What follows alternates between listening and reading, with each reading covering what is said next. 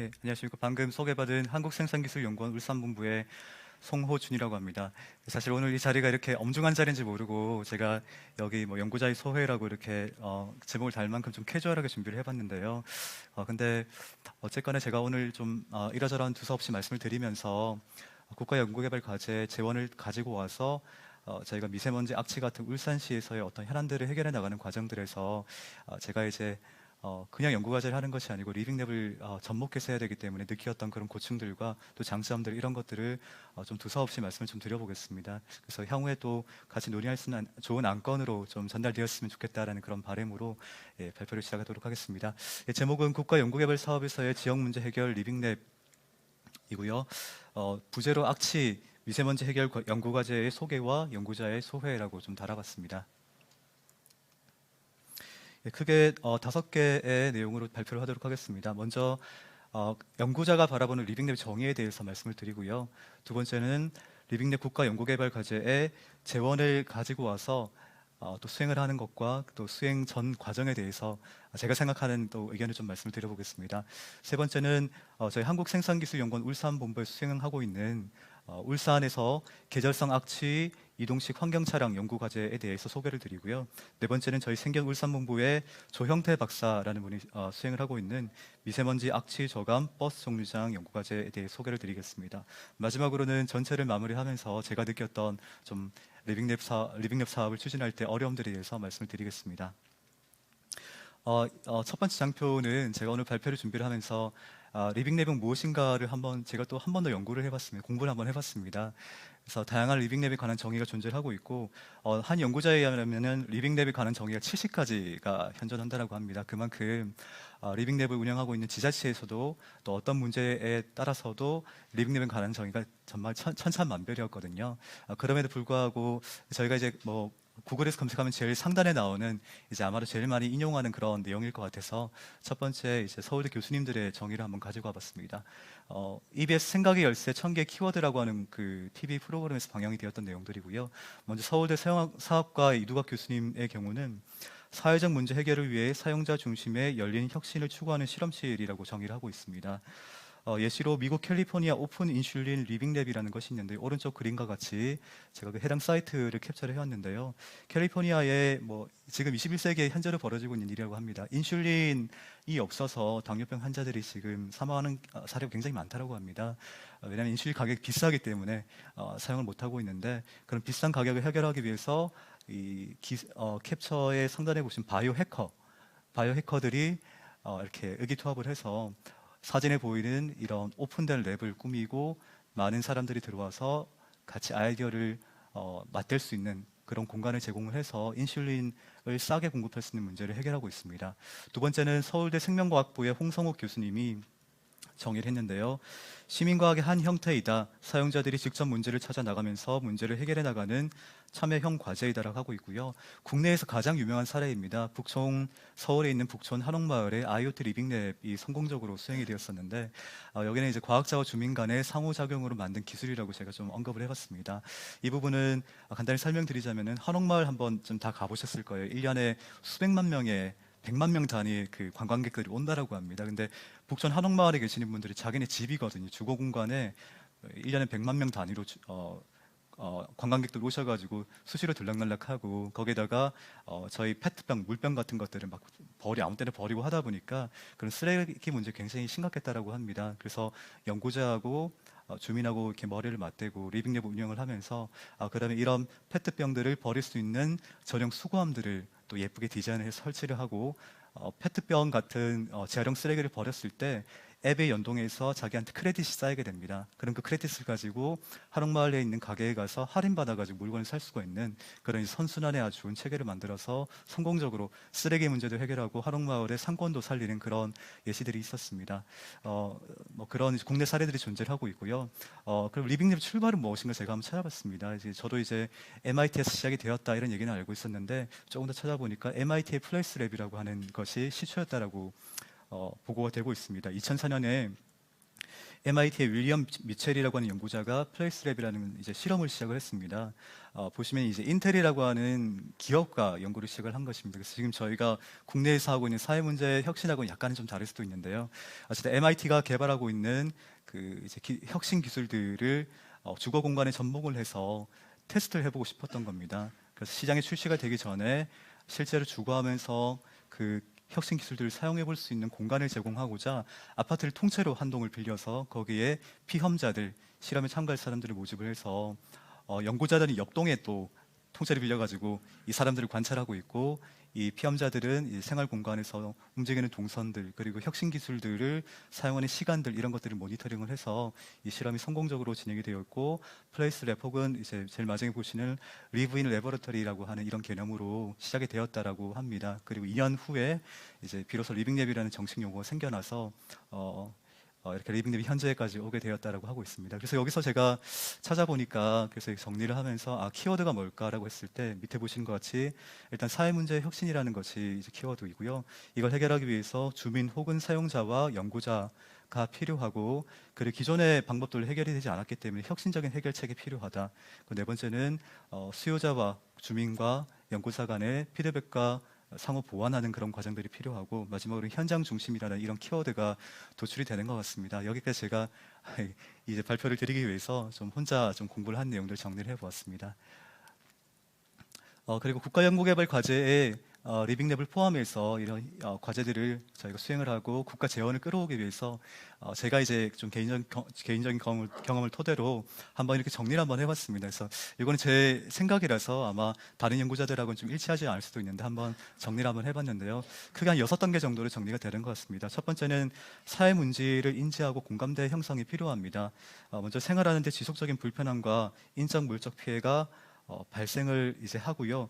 그럼 지역 주민들이 이 문제를 해결하기 위해서 공감대를 형성하고 해결 의지를 표명을 하게 됩니다. 두 번째는 사전 리빙랩 활동과 문제 정의 단계인데요.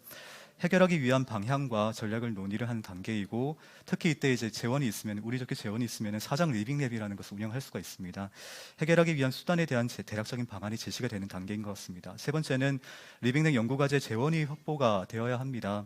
그래서 재원 없이 수행될 수 있는 과제도 있는데, 저희 같은 경우는 이제 연구기관에서 뭔가 실제로 시제품을 좀 거대한 걸 만들어 봐야 됩니다. 그래서 이제 최소한 이제 이렇게 몇 천만 원, 이제 1억 단위의 어떤 시제품 제작할 수 있는 비용이 필요하기 때문에 국가 재원을 끌어와야 되는데, 국비, 시비, 민간 투자 등의 리빙랩 운영과 연구과제 수행을 위한 재원을 확보해야 됩니다.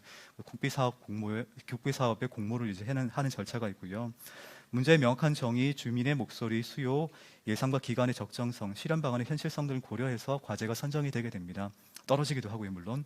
네 번째는 리빙랩 연구과제의 성실한 수행이 필요합니다. 과제를 이제 따왔으니까 국가와 시와 이제 저희가 뭐 민자가 투자가 된 국가 연구과제 수행을 하게 되니까 성실하게 수행을 해야 되겠죠. 요소기술 개발과 시제품 제작이 필요하고, 이것은 하드웨어가 될 수도 있고 하드웨어를 운영하는 소프트웨어가 연동이 될 수도 있습니다. 시제품의 현장 적용, 실증 테스트와 개선 활동이 필요하고, 여기에서 비로소 리빙랩이 활발하게 돌아가면서 수요자하고 주민과 사용 의견들을 반영하고 또 개선하고 하는 그런 절차들이 돌아가게 됩니다. 리빙랩이 운영이 되게 되고요. 다섯 번째는 연구과제 보고 및 정책 반영, 보고서 작성하고 연구비 정산, 종료 보고에 언론 홍보 등의 사후 활동들이 발생하게 됩니다. 가능하다면 리빙랩 활동 내역을 토대로 지자체나 대정부 건의를 해서 정책에 반영이 되어서 이게 지속 가능할 수 있도록 하는 절차들이 필요하고요. 마지막으로는 연구과제의 사업화 및 성과 확산입니다.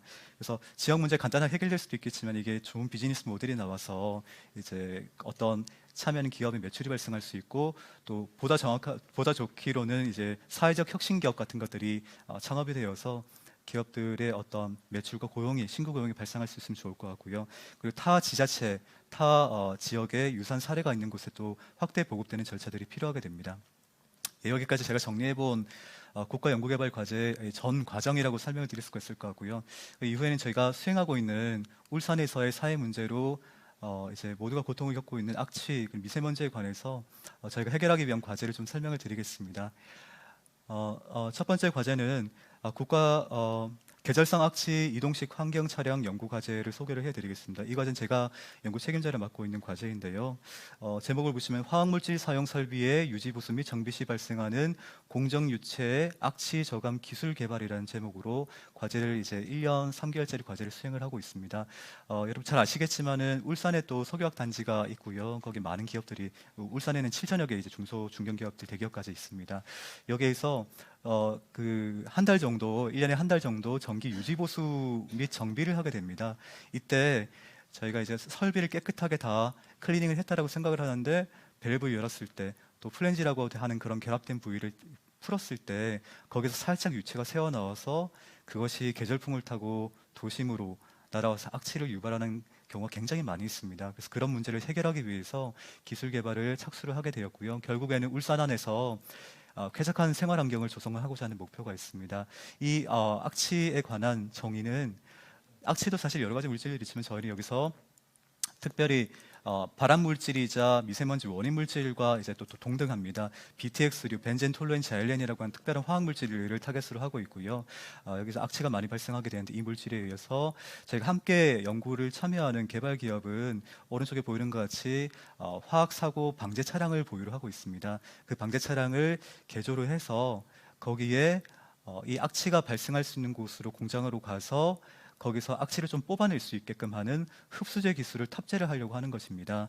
그렇게 기술 개발을 할 예정이고요. 여기서 개발된 기술들을 울산시 그리고 울산 테크노파크의 도움을 받아서 지역에 있는 기업 10곳을 골라서 기술을 테스트 패드에 적용 한번 해보고 기업을 지원을 해보려고 하고 있습니다. 그래서 이 과정에서 이제 울산시에서도 역할이 많이 필요한데요. 시에서는 이제 1년 내에 정해져 있는 이 정기 유지 보수 기업들의 스케줄들 다 가지고 있습니다. 그래서 그것들을 저희한테 좀 공유를 해주셔서 저희가 이제 좀 공장의 협조를 얻어서 실제 공장에 가서 이런 테스트를 해볼 수 있도록 그렇게 계획을 하고 있습니다. 그래서 말씀드린 이제 내용들을 좀 설명을 쭉 드렸고요. 참고하시면 되겠습니다. 저희가 여기서는 리빙랩을 총 10회 운영을 하게 됩니다. 리빙랩은 이제 기술에 관한 피드백이 오가게 되는 그런 장소이고요. 또 특별하게 제가 리빙4를 운영을 하게 됩니다. 연구과제에서 끝나는 것이 아니고 이것이 정책으로 연계되어서 울산시에서 지속 가능하게, 그러니까 이게 왜냐하면 저희가 공장 문을 열고 들어가서 공장에 드러내기 싫어하는 치부를 저희가 끄집어내는 걸 수도 있거든요. 그렇기 때문에 저희 중심으로 생각하면 안 되고 주민 중심으로만 또 생각해서는 안 되고 공장에 계시는 분들도 생각을 해야 되기 때문에 어떤 유인책 혹은 적절한 베너핏을 줄 수 있는 그런 정책을 저희가 잘 발굴해야 되기 때문에 리빙폴도 이제 같이 운영을 할 예정입니다. 그래서 악취 문제는 뭐 굳이 저희가 구구절 설명을 드리지 않아도 아마 잘 아시는 내용일 겁니다. 근데 저희가 특별하게 타겟팅을 하고 있는 부분은 여름철입니다. 그래서 계속해서 울산 내에서 악취 민원 발생 건수가 점점 증가를 하고 있지만은 특히 여름철에 절반에 못 미치는 그런 민원들이 신고가 집중이 되고 있습니다. 이 부분들은 울산의 동쪽에서 남쪽에서 불어오는 해풍을 타고 여름 해풍을 타고 남구에 또 이제 울주군에 있는 산단에서 이제 악취들이 도심으로 남구 쪽으로 특별히 이렇게 많이 넘어오기 때문에 민원이 발생하는 것으로 분석이 되고 있습니다. 그래서 오른쪽 하단을 보시면은 이렇게 공장에 이런 예를 들어서 이런 배관이 있으면은 배관에 위치가 차 있는 거죠. 공장에서는 최대한 내부를 깨끗하게 클리닝을 하고 다 빼고 나서 이제 밸브를 열고 플랜지를 이제 열어가지고 이제 전기 유지 보수를 시작한다고 생각하시는데 여전히 고여 있는 것들이 있는 겁니다. 그래서 이런 것들을 저희가 개발한 차량을 가지고 가서 흡입해서 이것들을 완전히 제거하고자 하는 것이 제 목적이 되겠습니다. 그래서 여전히 이제 악취 방지법이 이제 1차, 2차 시도되었음에도 불구하고 민원은 줄어들지 않고 있고 이 왼쪽 그림 보시면 이게 재밌습니다. 이게 울산 사례인데요. 지금 여기 동그란 점이 있지 않습니까? 이 부분이 울산의 주민들이 굉장히 많이 주거하는 동네를 이렇게 저희가 찍었습니다. 제가 몇십만 명 이상으로 찍었는데 여수 산단, 대산 산단을 보시면은 대산 산단에는 반경 6km 안에 없고 점이 바깥에 있고 여수는 가장자리에 동네가 하나가 있습니다. 울산은 여기 찍고 6km 반경을 그리게 되면은 굉장히 많은 이제 이런 저희 주민들이 살고 있습니다. 그러니까 다이렉트로 이제 이 피해를 입으시는 거죠. 왼쪽 하단을 보시면 저희가 서남동 주민센터에서 사진을 찍은 겁니다. 첫 번째 리빙랩을 운영을 하면서 옥상 올라가서 보니까 이제 이 초록색 다리가 보이시는데요. 요 다리 하나 건너면, 그러니까 요 큰 대로를 하나 건너가지고 이제 모 회사, 가스를 취급하는 모 회사가 있어가지고 바로 제가 조금만 각도로 오른쪽으로 돌려서 사진을 찍어 보니까 초등학교도 있고요. 여기 아파트도 있습니다. 바로 큰 길 건너편에 공장이 있어가지고 이렇게 냄새가 날라오고 있는 상황이었더라고요. 굉장히 뭐 심각하다고 느끼고 있었고, 주민들도 실제로 이유 없이 메스껍다 가만히 있는데 두통이 뭐 생기기도 하고, 또 어떤 때는 아침에 나가 보니까 차 위에 조금 이제 뭐 이렇게 먼지가 평소보다 많이 쌓여 있기도 하고, 이제 그런 고통들이 여전히 호소하고 있는 상황이었습니다.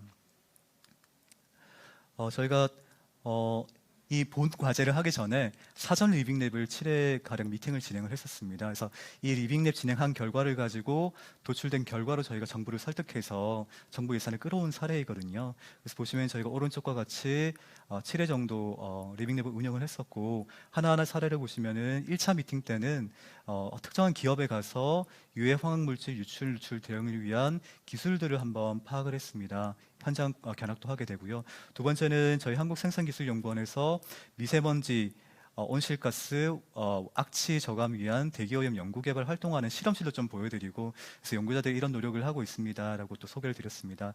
세 번째, 저희가 다른 기업에 가서, 이 기업은 특별히 이제 악취 통합 모니터링 시스템 개발하고 있는데요. 여기서 이런 활동들도 보여드렸었고, 네 번째는 저희 생기원에서 전문가 초청해서 악취 관련해서 악취의 정의가 뭐고, 악취의 정확한 이제 냄새를 맡게 이렇게 악취가 나게 하는 물질이 정확하게 무엇인가 하는 것들을 좀 설명을 드리고, 또 주민들의 이해도를 높이는 그런 시간들을 가졌습니다.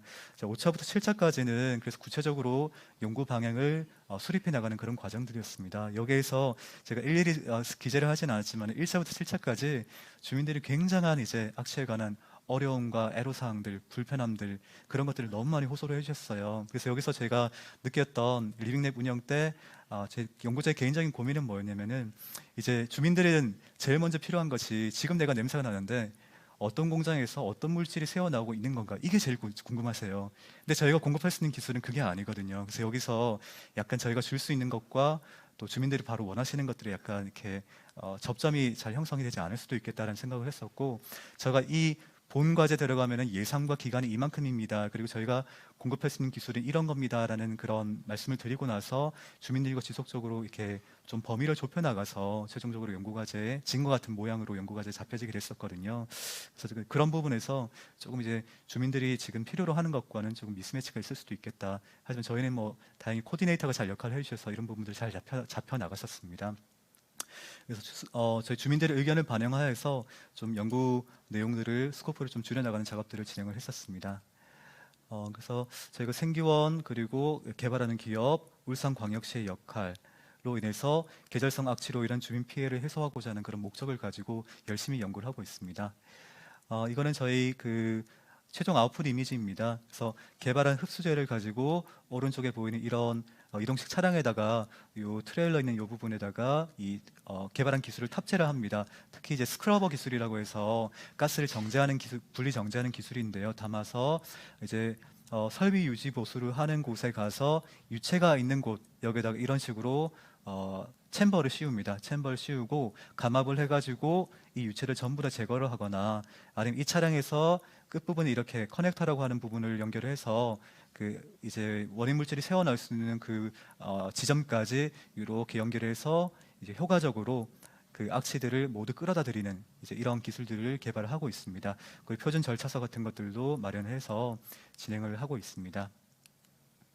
저희 리빙랩의 이제 운영을 하는 체계를 보여드리고 있습니다. 보시면 저희 연구그룹, R&D 그룹과 BR&D 그룹, 울산시와 울산 테크노파크, 그 재원과 지원을 해주시는 행안부 과기부 연구재단, 연구재단이 이제 연구의 전담기관입니다. 전문 관리기관이고, 제가 리빙랩과 리빙폴을 운영을 하고 있는데요. 리빙랩과 리빙폴 구성원들을 보시면 크게 시민참여단, 그리고 이제 화학산단 주변에 계시는 시민들과 시민단체, 환경단체, 화학산단의 기업들도 참여를 하고 있습니다. 그래서 저희가 앞서 첫 번째 말씀드린 기술 같은 경우는 저희가 1차적으로는 그 수요자가 지역 주민이 아니세요. 무슨 말씀이냐면 이 기술이 적용되는 것은 공장이거든요. 그래서 저희한테 첫 번째 수요자는 사실은 기업입니다. 전기 유지 보수를 하시는 화학 산단에 계시는 기업들이고 2차적으로는 저희 지역 주민들이 수요자라고 볼 수가 있을 것 같습니다. 그래서 다른 이제 리빙랩 사업하고는 조금 다르다는 말씀이고요. 자문그룹으로서 이제 환경부 이제 합동 재난방지센터, 보건환경연구원, 재난안전연구원, 울산시 전문가 이제 대학과 유니스트 울산대 대학이 참여를 하고 있고요. 울산 리빙랩 네트워크가 전체적인 좀 어레인지를 해주고 계시는 상황입니다. 리빙랩도 진행을 하고 있고요. 리빙랩 중간에 리빙폴이 들어와서 현황 분석, 개선안 도출, 국내 사례 분석, 자문, 최종 개선안까지 제안을 하는 것으로 이렇게 구성이 되어 있습니다. 예. 저희 이제 1차 리빙랩 논의 내용인데요. 이건 저희가 연구과제가 시작이 되고 나서 1차로 진행했던 리빙랩 내용입니다. 그래서 굉장히 많은 내용들이 나왔습니다. R&D 쪽과 BR&D 쪽과 비즈니스 사업화 모델 쪽에서 리빙랩 추진 결과에 따라서 목표는 좀 플렉서블하게 합시다라는 내용도 있었고요. 현장 적용 시에는 빅TX란 물질 외에도 다른 것들도 추가적으로 다른 악취 물질도 고려를 하자라는 부분이 있었고요. 폭발할 수가 있으니까 조심합시다. 그리고 확대, 이게 빅TX뿐만 아니라 울산 시민들은 농가 악취로도 굉장히 고통을 받고 있다라고 합니다. 그래서 확대 R&D 연결이 필요하다. 그리고 BR&D 부분에서는 주민들의 의견을 어떻게 잘 취합을 할 수 있을까? 모니터링 방안들, 인식 조사 이제 이런 부분들에서 논의가 있었고요. 기업이 자발적으로 참여하고 공장 문을 열어주실 수 있도록 좀 베네핏을 어떻게 부여를 할까? 정책적인 보완도 필요하다. 그리고 향후 지속적으로 이게 사업화 가능할 수 있게 비즈니스 모델을 잘 짜자 하는 내용들, 이런 내용들을 수렴을 하였습니다. 저희 리빙랩 리폴 구성원들을 보여드리고 있고요. 지역 주민도 있고 여기 비고의 대기업이라고 한 곳은 이제 실제로 이제 지역 주민이시자 또 이제 울산의 대기업 속해 있으면서 안전소통위원회 활동을 하는 분들입니다. 그래서 이제 이런 분들의 의견이 일차적으로 중요하고 기술에 대해서 또 이제 시민들의 의견도 중요할 것 같습니다. 연구자, 기술 전문가 외부에 이제 저희가 환경보건센터 울산대병원에 참여하고 계시고 울산연구원 녹색환경지원센터 대학에서도 오고 계십니다. 지자체와 간사로서 TP에서 활동해주고 계십니다. 자, 여기까지 첫 번째 과제였고요. 두 번째 과제는 이제 굉장히 좀 지루하실 것 같은데 빨리 좀 진행을 해보겠습니다. 여기서는 크게 이제 앞에서는 이제 계절성 악취라는 부분에 저희 타겟팅을 했고요. 지금 울산에서 또 한 가지 문제들이 미세먼지입니다. PM10과 황산화물, 질소산화물, 삭스, 낙스라고 하는데요. 미세먼지와 미세먼지 원인 물질 그리고 악취까지 세 개가 삼중고를 겪고 있는 곳이 울산입니다. 여기다가 이제 폭염까지 근데 사중고를 겪는 곳이 울산이거든요. 그래서 동시 저감할 수 있는 지능형 마이크로 버블 시스템 개발해서 실증을 어디 하냐면은 아래쪽에 보시는 것이 버스 정류장에다 실증을 할 겁니다. 그러니까 버스 정류장이 지금은 이제 한 면이 개방되어 있지 않습니까? 3면이 개방되어 있는데 다 저 4면을 다 닫고 해서 여기에만 들어오시면 세이프 존인 겁니다. 미세먼지 악취, 미세먼지 원인 물질로부터 안전한 이런 그 버스 정류장을 만들어 보는 것이 저희 이제 실증 이제 목표입니다. 과제는 3년짜리 과제이고요. 행안부에서 이제 재난 안전 쪽으로 지원을 해주시는 재원이고 울산시에서도 매칭을 해주셔가지고 지원을 받고 있습니다. 예, 이제 미세먼지 악취 계속 울산의 문제가 되고 있고요. 조금 더 뒤로 가서 좀 설명을 드리겠습니다. 현존하는 기술들의 이제 문제점이라고 하면은 미세 입자, 입자하고 입자로 자라날 수 있는 미세먼지 원인 물질인 질소산화물과 황산화물 그리고 악취 물질을 제거할 수 있도록 하는 기술이 통합 기술은 없습니다. 근데 입자 따로 제거하고 낙스, 삭스 따로 제거하고 악취 물질 따로 제거하는 세 개의 공정이 각각에 필요한데 이것들을 저희가 한 번에 처리할 수 있는 기술을 저희 생기원이 가지고 있고요. 이거는 환경부의 악취 방지 종합 시책에 부합하는 기술로서 저희가 제안을 드렸습니다. 왼쪽과 같이 보이는 스크러버 기술이라고 하고요. 기사도 실리고 있었습니다. 그래서 이제 특히 울산 내에서도 좀 차이가 있더라고요. 남구가 심각합니다. 남구가 심각하고요. 남구 울주군이 심각하고 다른 구에 비했을 때 보시면 파란색이 남구인데요. 이제 호흡기에 영향을 줄 수 있는 CO, 삭스, 낙스, 미세먼지 원인 물질이자 산성비 원인 물질 되는 이런 것들이 울주군과 남구가 훨씬 타구에 비해서 높습니다. 10배 가까이 차이가 나고요. 이제 암모니아, VOC 같은 물질들, 입자 전부 다 남구 울주군이 조금 더 심각합니다. 그럼 저희가 그 원인을 분석을 해보았습니다. 일단 울산은 예를 들어 서울하고 좀 비교하면 굉장히 미세먼지가 조금 완전히 다릅니다. 성격이 보시면은 울산은 제조업 연소와 생산 공정에서 나오는 PM2.5 한 60%가 넘거든요. 근데 서울 같은 경우는 비도로, 그러니까 선박이나 이제 항공 여기서 나오는 미세먼지하고 도로에서 나오는 미세먼지가 주가 되게 되겠습니다. 그래서 울산은 뭐 산업도시답게 조금 이제 미세먼지 성격이 좀 다르다는 내용들을 말씀을 드리고 있고요.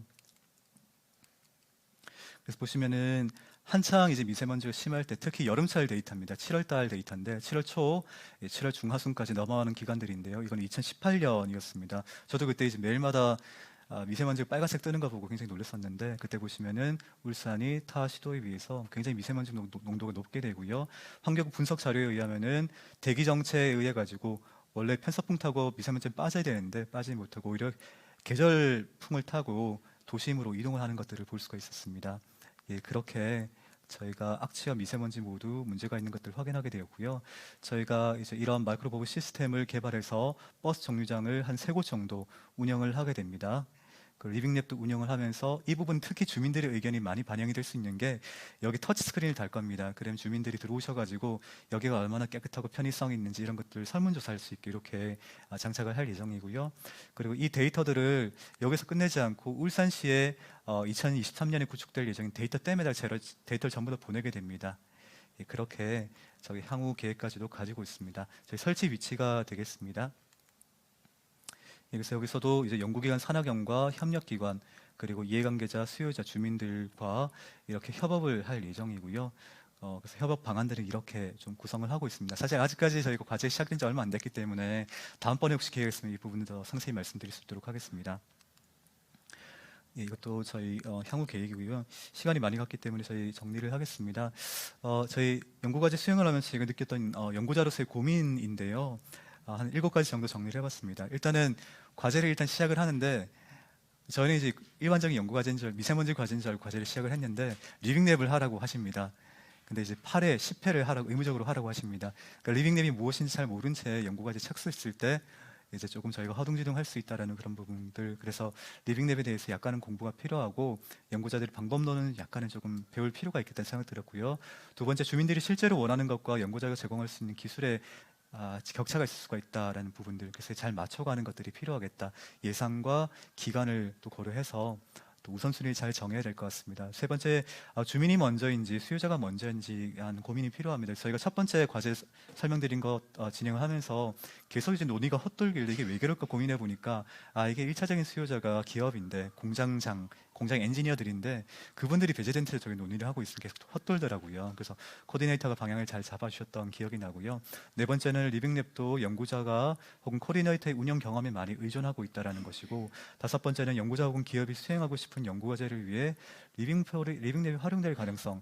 이건 어떤 말씀이냐면은 연구 과제라고 하는 건 당연히 수요자의 의견을 계속 피드백을 받아야 되지 않습니까? 그래서 어쩌면 연구자에게서 당연한 리빙랩 운영이 당연한 것 같습니다. 그래서 이제 리빙랩 과제가 딱 예산이 떴어요. 그래서 이거 지원해가지고 쉽게 이제 과제를 가져갈 수 있는 그런 찬스도 있고, 반대로 이제 어쩌면 리빙랩이 필요하지 않고 어쩌면 주민들에게 크게 다가가지 않는 기술일 수도 있는데 연구자가 이걸 조금은 이제 바람직하지 않은 방향으로 활용할 수도 있겠다는 생각이 들었습니다. 주민 참여의 범위는 어디부터 어디까지인가? 특히 저희가 공장에 문을 열고 들어가서 이렇게 기술 적용 테스트를 해봐야 되는데 공장에서는 이제 코로나 이슈 때문에 문을 안 열어주세요. 첫 번째는. 두 번째는 보안 이슈 때문에, 세 번째는 실험할 때 안전 이슈 때문에 시민을 못 데리고 갑니다. 그래서 그런 부분들에 좀 어려움이 있겠다는 부분이고요. 마지막은 리빙랩은 저희가 이제 연구자들이 연구를 하면서 리빙랩을 체화를 하는 것이 방법론 자체에 매몰되면 안 되겠다는 생각이 들었습니다. 예, 여기까지 저희가 좀 두서없이 말씀을 드렸습니다. 시간을 혹시 많이 넘긴 건 아닌지 모르겠습니다. 예, 감사합니다.